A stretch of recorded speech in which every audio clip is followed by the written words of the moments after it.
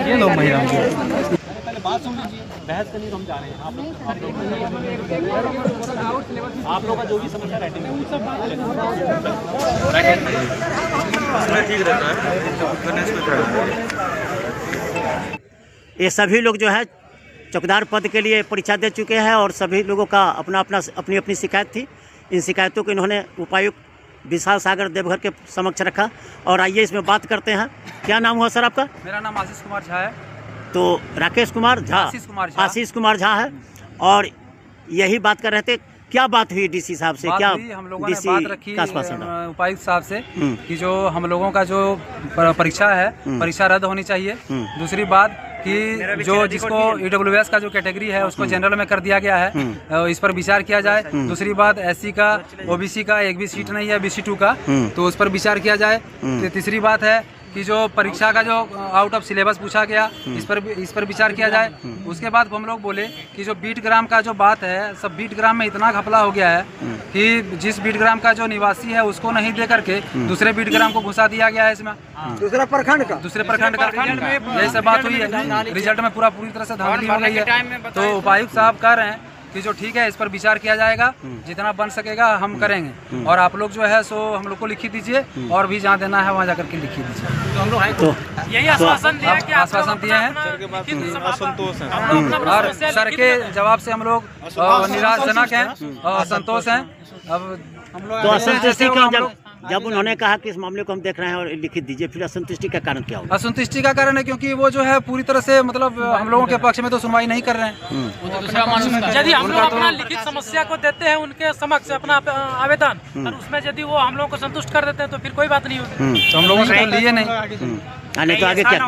माननीय उच्च न्यायालय का दरवाजा धारा का धारा रह जाए। तो आपने सुना इन्होंने कहा कि अगर इसमें सबसे बड़ी मुख्य जो गलती है कि बीट संख्या से जब भर सकता है तो बिना बीट वाला का रिजल्ट क्यों दिया? और सबसे पहला जबकि मेरे बीट में मतलब कहीं से लाकर मतलब मेरे गांव का मतलब बीट में मतलब है ही नहीं, मतलब दूसरे जगह उसको जनरल में कर दिया गया है, इस पर विचार किया जाए। दूसरी बात SC का OBC का एक भी सीट नहीं है BC2 का, तो उस पर विचार किया जाए। फिर तीसरी बात है कि जो परीक्षा का जो आउट ऑफ सिलेबस पूछा गया इस पर विचार किया जाए। उसके बाद हम लोग बोले कि जो बीट ग्राम का जो बात है, सब बीट ग्राम में इतना घपला हो गया है कि जिस बीट ग्राम का जो निवासी है उसको नहीं दे करके दूसरे बीट ग्राम को घुसा दिया गया है इसमें, दूसरे प्रखंड का यही सब बात हुई है। रिजल्ट में पूरी तरह से धांधली हो गई है। तो उपायुक्त साहब कह रहे हैं कि जो ठीक है इस पर विचार किया जाएगा, जितना बन सकेगा हम करेंगे।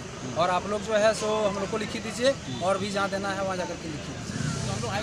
यही आश्वासन दिया कि आश्वासन दिए हैं। सर के बाद असंतोष हैं और सर के जवाब से हम लोग निराशजनक हैं और असंतोष हैं।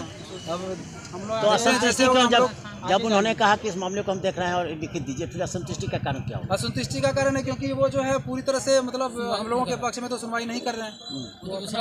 यदि हम लोग अपना लिखित समस्या को देते हैं उनके समक्ष अपना आवेदन और उसमें यदि वो हम लोग को संतुष्ट कर देते हैं तो फिर कोई बात नहीं होती। तो हम लोगों से तो लिए नहीं। कहीं ऐसा ना हो कि एप्लीकेशन लिख के और एप्लीकेशन धारा का धारा रह जाए। तो आपने सुना इन्होंने कहा कि अगर इसमें सबसे बड़ी मुख्य जो गलती है कि बीट संख्या से जब भर सकता है तो बिना बीट वाला का रिजल्ट क्यों दिया? और सबसे पहला और नेक्स्ट कहीं से लाकर मतलब मेरे गांव का मतलब बीट में मतलब है ही नहीं, मतलब दूसरे जगह मतलब विज्ञापन के अनुसार से कोई भी नियमावली को फॉलो नहीं किया गया था। उस अनुसार से उनके अनुसार से विज्ञापन के अनुसार से किसी भी प्रकार का प्रक्रिया नहीं किया गया है। सब कुछ अपने मन के अनुसार से किया गया है। आपने सुना जो मन में आया वैसा रिजल्ट दिया है, उन लोगों को सिलेक्शन चौकीदार पद के लिए अभ्यर्थी थे और इन्होंने कहा अपनी सभी बात कह दी। देखिए अगर इस मामले में उपायुक्त से मौका मिलता है तो उनका पक्ष लिया जाएगा। तत्काल मैं न्यूज मकान झारखंड 001 गोपाल शर्मा, नमस्कार।